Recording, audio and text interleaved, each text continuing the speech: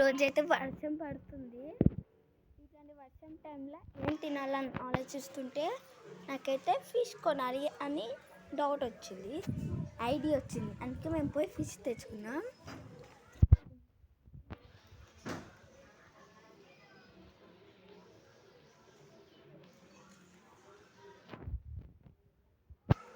వాన పడుతుంది.